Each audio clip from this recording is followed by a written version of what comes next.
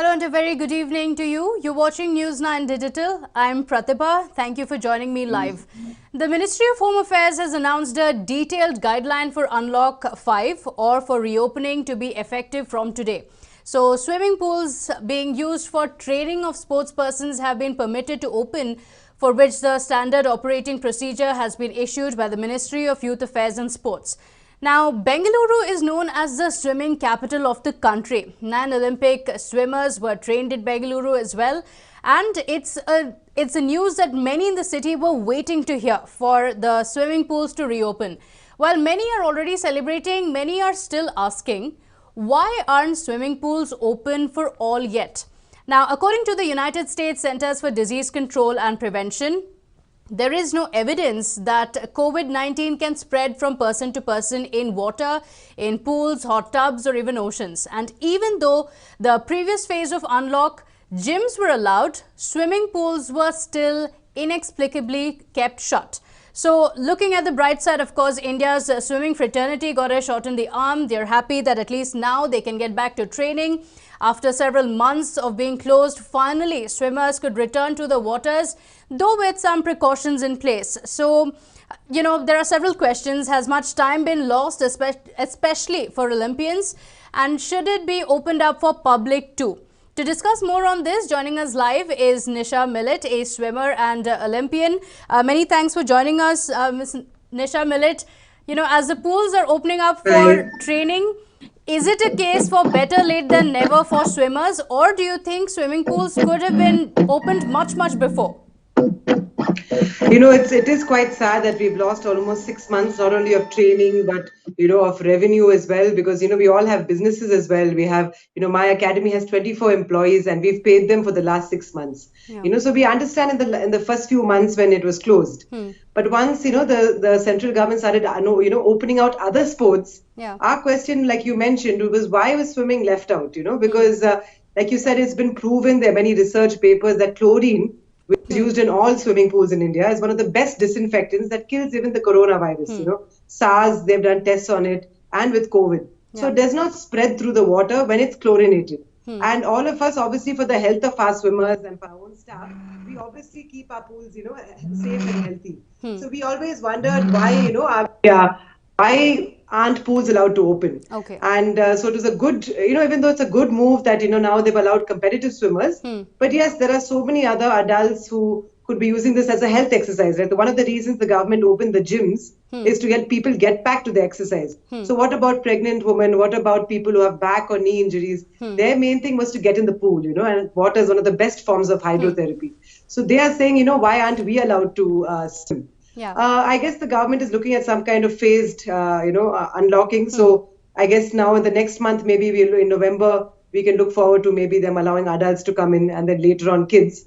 But at least we're able to start our pools. We're able to provide employment for the people who work for us and competitive swimmers who have missed 6 months, which is a huge, it's half a year of training. When we're already trying to catch up to the rest of the world in swimming, it is a huge, loss for our competitive swimmers. So they are going to get back in the pool. Even I have a team that is just waiting to get back and start training. So it's at least some good news in this unlock. Otherwise every unlock we'd expectantly wait for the news and it would be bad news.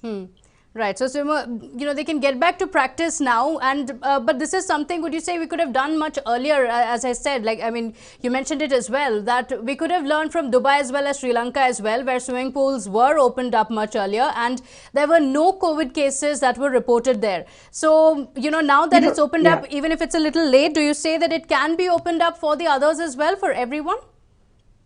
Yes, definitely. I think we've already sent all these detailed, research papers, articles. Everything has been sent to the MHA.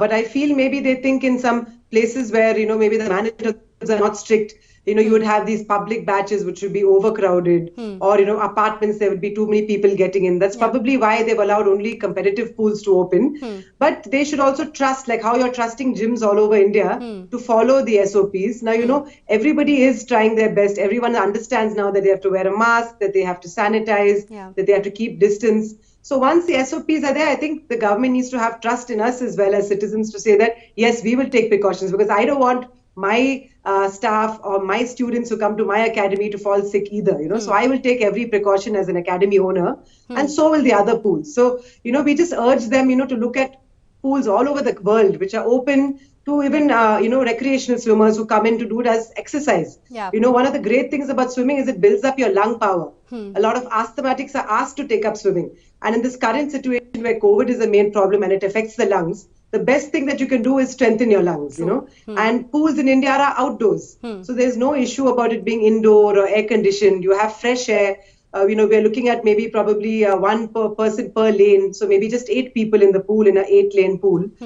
So we're waiting for those SOPs, but hopefully by November, the general public as well can get back in the water. And not to forget that, swimming is a life-saving sport. It's a life-saving skill that everyone needs to learn. Yeah. Yeah, true. And for any restrictions that are in place, it will be followed by all. And that's the reason why there shouldn't be no reason to worry as well. But you've spoken about the cost of maintenance as well. A 25-meter long pool costs anywhere between 1.5 to 2 lakh as well. Refilling a pool would take a lot of amount as well, more than 1 to 6 lakh as well.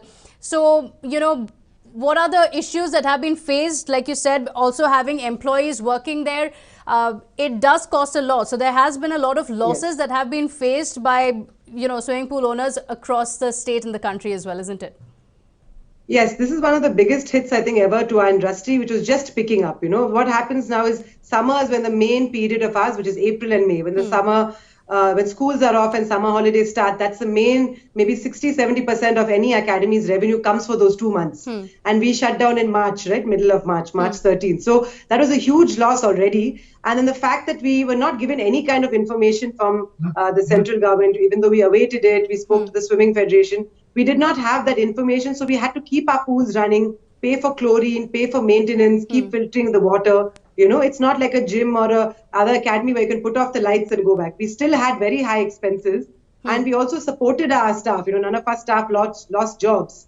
Unlike other sports where, tennis, maybe you can teach them the movement on land, make them hit the ball against the wall. In swimming, you cannot do any kind of online classes, right? You need to be in the water. So that is the biggest challenge faced, where none of us could do anything. My husband and me both run our academy. So literally for the last 6 months, there's been no income, into our whole family. So it was a very tough situation. So we urge the government, to see how well, the whole, I think, country is doing in terms of adhering to precautions when it comes to swimming pools. We will all be very careful to ensure that hopefully by November, they will allow even, adults and, young, maybe older kids to get back in the water. Okay. Lastly, as an Olympian yourself, do you think much time has been lost for those who have been training for Olympics as well?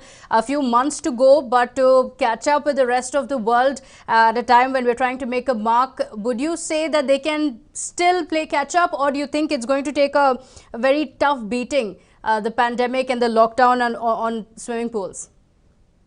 It will definitely take a huge beating. This year, one of the first years that we had 3 male swimmers, Indian swimmers, all quite young, between 18 to 25, in the top 100 of the world in the swimming rankings, And from that, these athletes and thousands of other competitive swimmers have not touched the pool or water for 6 months.